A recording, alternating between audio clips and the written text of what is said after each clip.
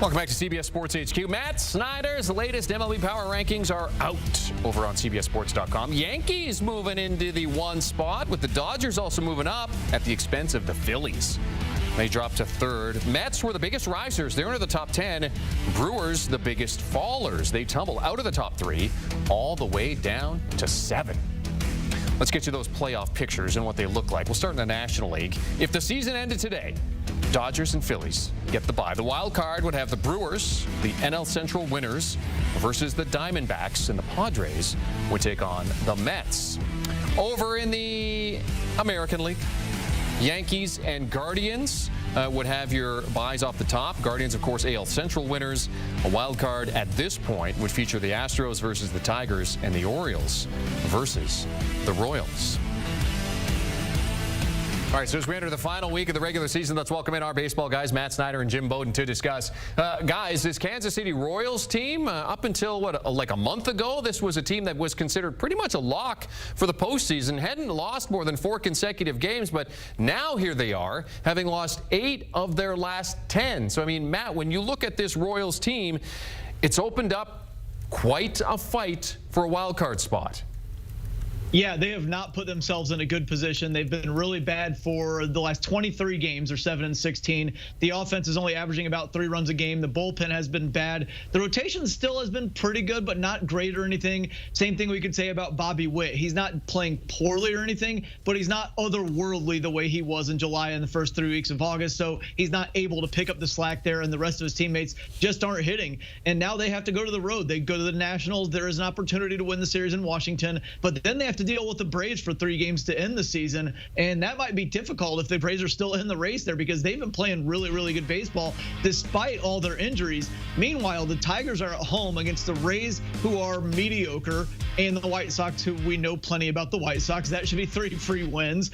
And the Twins are not going well at all either, but they're at home against the Orioles, who also are playing terribly, and they have the Marlins to start the week.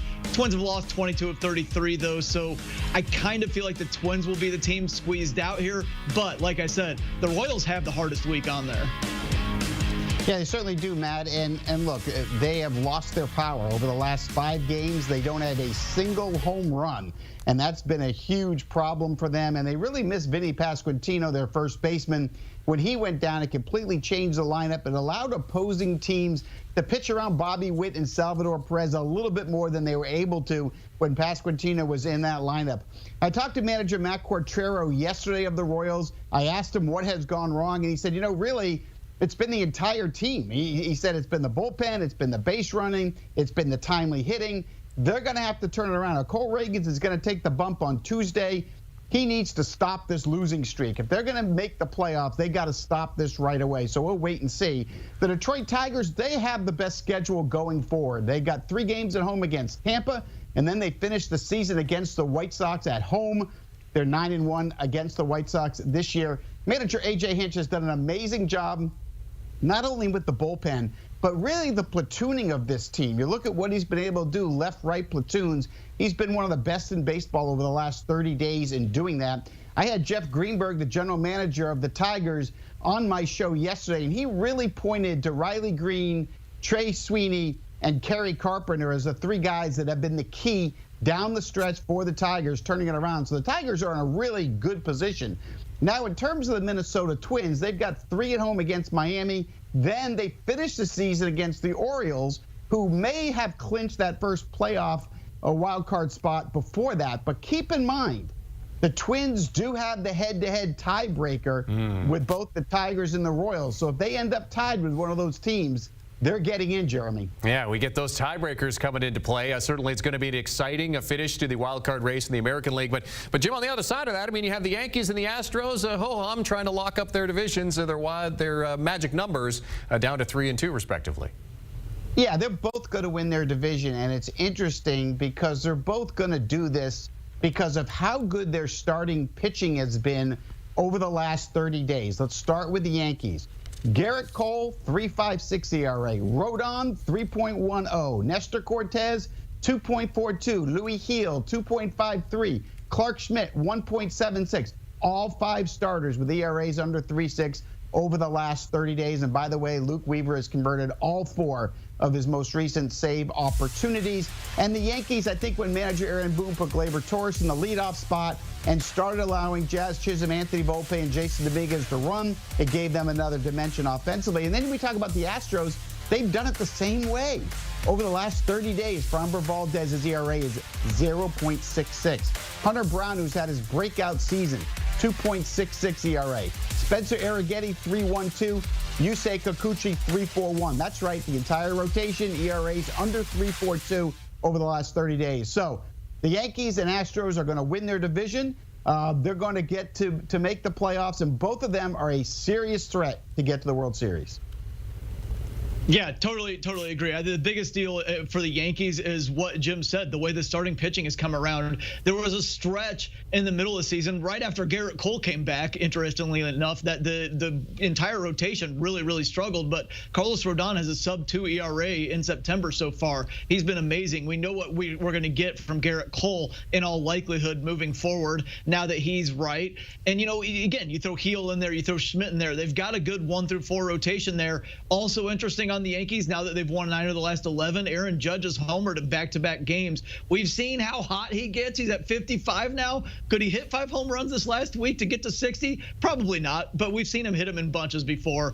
On the Astros end, they're going to win the division, but they shouldn't mess around this week because they have that magic number 2 over the Mariners, but the Mariners have won 6 of their 10 games so far, and they're playing in Houston this week. If the Mariners somehow swept the Astros, they would have that down to 2, and they would have the tiebreaker. I don't think that's going to happen, but like I said, the Astros cannot mess around because after that series against Seattle, they go to Cleveland, so they do not have an easy schedule, but winning 1 game against the Mariners will get the job done, and they're going to do that. Yeah, we'd like to see some drama, though. I mean, come on. It may not happen, but we certainly would like to see it. Make things certainly a little bit more exciting as we head into this final week. Over in the National League, Mets have that 1-game lead in terms of the wild card race. They're going to face the Braves for 3 starting on Tuesday. Then they finish against the Brewers. But, Matt, this Braves team, I mean, they're 3 games out, but they're also a team that are not out of the division race, are they? No, not by any stretch. I mean, they're out of the division. The Braves are not out of the wild card. They're still. I mean, look, the Mets lost the division 2 years ago in Atlanta in the last week of the season. And the Braves have a chance to repeat history here and knock the Mets down a couple pegs here. They're only 2 games out. If they go out and they sweep this series, they'll have the tiebreaker there. It's 5-5 so far in the head-to-heads between the Mets and the Braves. So really, whoever wins this series is taking the tiebreaker. 1 Mets win should do it even without the tiebreaker because they're up 2 games so far. But the Braves definitely have an opportunity here. I feel like the Mets are going to lock up that 5 seed, though. I mean, if you would have said at the start of the year, Sean Manaea, David Peterson, Tyler McGill, Luis Severino was going to be their playoff rotation, everybody would be saying, like, how could even talk about that for the playoffs? But it actually looks like a very good rotation. And how about Luis Angel Acuna right now, looking amazing for the Mets, the best Acuna in baseball right now.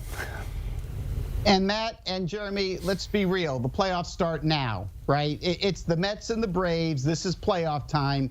Atlanta, if they come in and sweep, got a whole nother conversation. So let's look at the pitching matchups real quick as they're really close. Luis Severino will be on the mound for the Mets in game 1. He'll go against Spencer Schwellenbach, who's done a tremendous job in his rookie year. Then it's David Peterson against Chris Sale in game 2, and then Sean Manaea against Max Fried in game 3.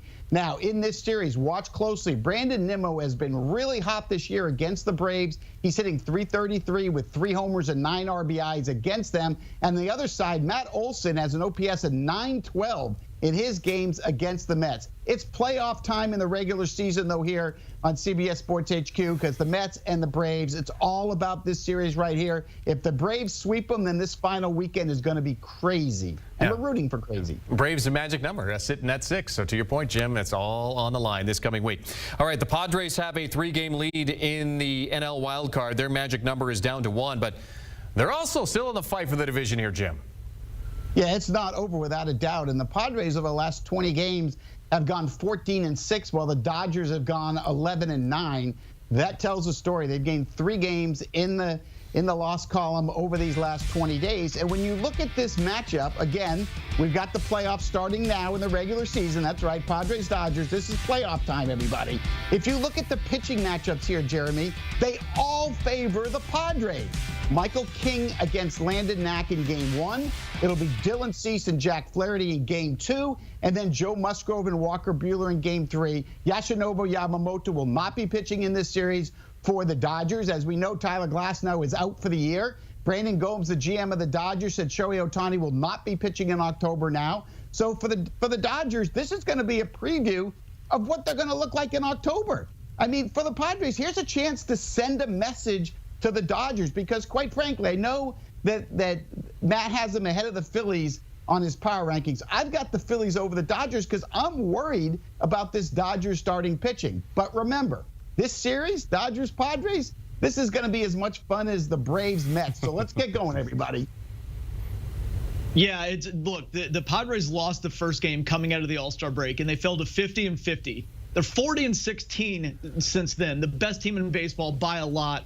And if you look at the elements of their team, a strong, deep offense, 1 through 4 in the rotation looks really, really good. They have 3 closers at the back end of their bullpen. That's everything you need to win the World Series right there. You don't have to have a ton of organizational depth once you get to the playoffs. You just need a lineup, 4 starting pitchers, 4 or 5 relievers with 3 shutdown relievers. Now, I am still concerned about Robert Suarez. He just gave up a 2-run bomb to the White Sox on Friday, or on Saturday. No, it was Friday. On Friday to blow that save. They still ended up coming back to win it. They have a week to get Suarez right. But assuming they do, and I think that they can, they look like a really, really nice and even sneaky pick to win the World Series. They have everything they need.